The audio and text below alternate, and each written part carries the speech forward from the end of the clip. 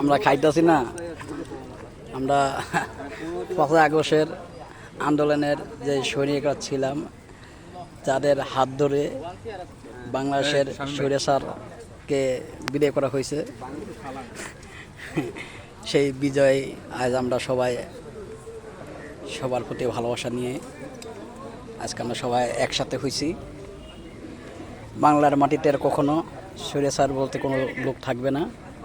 বাংলাদেশটাকে আমরা স্বাধীন একটা রাষ্ট্র হিসাবে গণ্য করা হলো। সেই জন্যে আজ আমাদের সবাই উৎসব। সবাই দোয়া করবেন যেন আমরা সবাই যেন বাংলাদেশটাকে সুন্দরভাবে চালাতে পারি।